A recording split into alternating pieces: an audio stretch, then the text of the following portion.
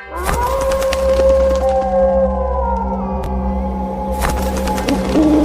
के गांव में ये अफवाह फैली हुई थी कि वहाँ कोई सरकटा भूत आ गया है। वो बहुत ही आतंक मचाए हुए है।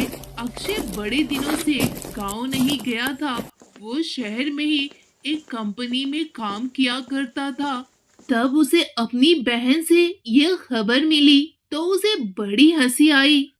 क्या कोमल, तुम भी ऐसी फालतू की खबरों पर कौन भरोसा करता है? ये सब बस फिजूल की बातें हैं बहना। तुम बस शहर आने की तैयारी करो। बस कुछ दिनों में मैं तुम्हें उस गांव से और वहां की ऐसी कहानियों से बहुत दूर यहाँ शहर लेकर आ जाऊंगा। कितने दिनों से बस यही बातें कह रहे हो भैया? अभी तक तो आप आए भी नहीं अपनी बहन को देखने के लिए। अरे बहना, यहाँ शहर में सेट होने में थोड़ा बहुत टाइम तो लगता है ना। और बस 1 महीने भर की बात है, फिर मैं आ जाऊंगा तुम्हें लेने के लिए। तुम चिंता मत करो। उसके बाद तुम अपने आगे की पढ़ाई यहीं पर आके करना। अरे भैया, लेकिन यहाँ पर सब बहुत डरे हुए हैं और मुझे भी बहुत डर लग रहा है। भैया, कहीं तब तक वो सरकटा भूत मुझे भी पकड़ के अपने साथ लेकर ना चला जाए। आपको तो हर चीज मजाक की लगती है भैया। ठीक है भैया, जल्दी आना। इसके बाद अक्षय अपने काम पर लग जाता है। उसके माँ बाप के गुजरने के बाद अक्षय ही अपनी बहन का ख्याल रखता था। अक्षय अपनी बहन को शहर लाना चाहता था और उसे सारी खुशियां देना चाहता था। लेकिन दोनों भाई बहन की किस्मत में तो कुछ और ही लिखा था। अचानक से देर रात को अक्षय का फोन बजता है। अरे ये क्या, इतनी रात को किसका फोन आ गया? वो अननोन नंबर से फोन आया था और अक्षय फोन उठा लेता है। उधर से बहुत ही घबराई आवाज में एक औरत बोलती है। हेलो अक्षय। अक्षय, मैं तुम्हारी पड़ोसन जमुना काकी बात कर रही हूँ। हमारी हमारी कोमल को वो सरकटा भूत उठा के लेके चला गया बेटा। तुम जल्दी से आ जाओ यहाँ। ये खबर सुनकर अक्षय के तो पैरों तले जमीन ही खिसक जाती है। क्या क्या कह रही है आप ये काकी? ये कैसे हो सकता है? आज ही तो मेरी कोमल से बात हुई थी। बेटा, बस तुम जल्दी से यहाँ आ जाओ। यहाँ आ जाओ तुम। बाकी बातें हम तुम्हें अच्छे से समझा देंगे। ये सब सुनकर अक्षय तुरंत अपने गांव के लिए निकल जाता है। वहां पहुंचते ही वो देखता है कि उसके घर के बहुत ही बुरे हालत है। तभी वहां जमुना काकी और गांव के कुछ लोग आते हैं। जमुना काकी, ये सब क्या है? ये कैसे हो सकता है? अचानक से कोई काजल को अपने साथ उठा के कैसे ले जा सकता है? आप सब कहाँ थे? आपने मेरी बहन का ख्याल नहीं रखा क्या? नहीं नहीं, कोई आदमी नहीं अक्षय बेटा। सरकटा सरकटा लेके गया है हमारी कोमल बेटी को। और भी बहुत सारी लड़कियों को सरकटा अपने साथ लेके गया है। जिस भी अकेली लड़की को सरकटा देखता है, वो उन्हें अपने साथ लेकर चला जाता है। और तो और बेटा, आज तक कोई भी लड़की वापस नहीं आई है जो भी उस सरकटे के जाल में फंसी है। कभी भी लौट के हमारे गांव नहीं आई है। क्या क्या अभी तक आप लोगों ने कुछ भी नहीं किया? इतने लोगों के गायब होने के बावजूद भी आप लोग ऐसे ही खड़े हैं। तो क्या करते? वो इतना ज्यादा खतरनाक है कि हम सब मिलकर भी उसका मुकाबला नहीं कर सकते हैं।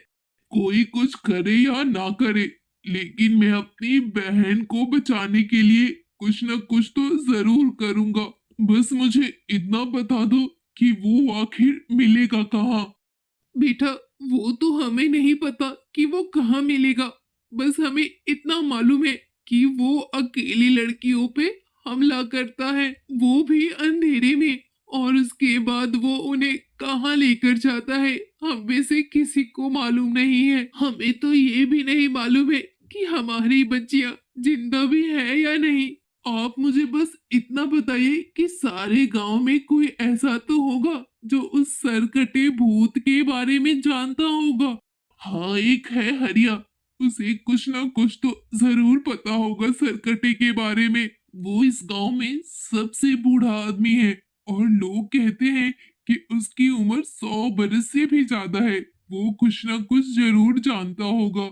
फिर क्या, वो सारे मिलकर उस हरिया के घर पहुंच जाते हैं। हरिया एक शराबी बुढ़ा था और वो नशे में धुत लेटा हुआ था। मैं तो पहले ही कहता था ना कि वो आने वाला है। तब तो किसी ने मेरी बात नहीं मानी। अब भुगतो। क्या तुम्हें पहले से पता था सर्किट के बारे में?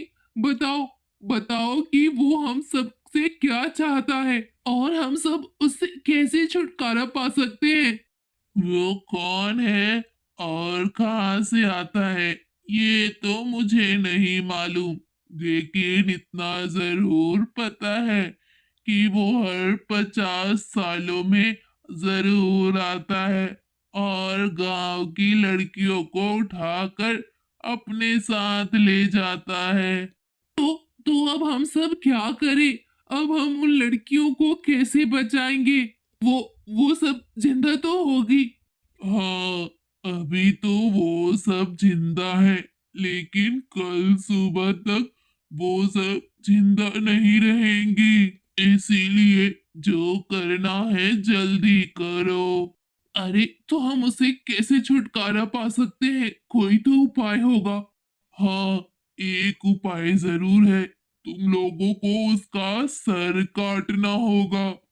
अरे, ये कैसा मजाक है? सरकटे का सर भला हम कैसे काट सकते हैं? है, उसका सर है।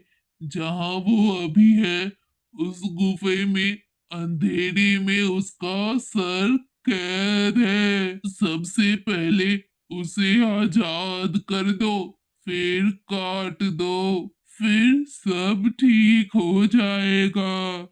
यहाँ तो बस एक ही गुफा है, वो भी उस जंगल के पास। शायद ये उसी गुफा की बात कर रहा है। तो मैं तो जा रहा हूँ उस गुफा के पास। अगर किसी को अपनी घर की बहन बेटी को वापस लाना हो तो वो मेरे साथ चल सकता है, वरना कोई बात नहीं। फिर अक्षय वहां से अपने घर जाता है और एक बड़ा चाकू लेकर अपने बहन को बचाने के लिए गुफा की ओर चला जाता है। गांव के कुछ लोग भी उसके साथ साथ अपने घर की बहन बेटियों को बचाने के लिए चले जाते हैं। फिर वो सब गुफा के अंदर जाते हैं, जहां पर एक बक्से में सरकटा का सर था।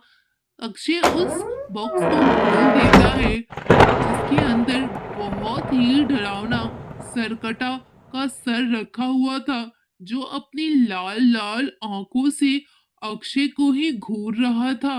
फिर अक्षय जब ध्यान से देखता है तो गांव की सारी लड़कियां वहां पर बेहोश थी। सरकटे ने उन सबको पकड़ के गुफा के अंदर रखा हुआ था। अरे मेरी प्यारी बहन कोमल, बहन तू चिंता मत कर, तेरा भाई आ गया है ना, वो तुझे जरूर बचा लेगा। फिर अक्षय सरकटा का सर लेकर गुफा से बाहर आता है और वो गांव वालों को उस सरकटे के बारे में बताता है।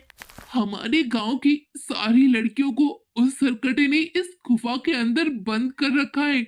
हमें जल्द से जल्द कुछ करना होगा। उस सरकटे को यहाँ बुलाने के लिए हमें कोई योजना बनानी पड़ेगी। फिर अक्षय मदन को बोलता है कि तुम साड़ी पहन लो और गुफा के बाहर खड़ी हो जाओ। इससे सरकटा तुम्हें लड़की समझकर वहां आएगा और हम सरकटे को मार डालेंगे। ऐसा ही वो प्लान बनाते हैं और मदन साड़ी पहनकर गुफा के बाहर खड़ा हो जाता है। वो अंदर ही अंदर बहुत ज्यादा डरता है। तभी वहां सरकटा चलते हुए आ जाता है और वो लड़की को देखकर बहुत ही ज्यादा खुश हो जाता है। तभी सारे बाहर आ जाते हैं। ओ सरकटे, हम तुझे छोड़ेंगे नहीं। तुमने हमारे गांव की बहन बेटियों को कैद बना के रखा है। आज तुम्हारा अंतिम समय है। फिर अक्षय सरकटे का सर आसमान में उछालता है और उसे काट देता है। देखते ही देखते वहां आग लग जाती है और सरकटा आग में जलकर भस्म हो जाता है। और फिर वो सारी लड़कियों को बचाकर घर ले जाते हैं और कोमल भी बहुत ज्यादा खुश हो जाती है और अपने घर चली जाती है और गांव की खुशियां वापस से लौट जाती है।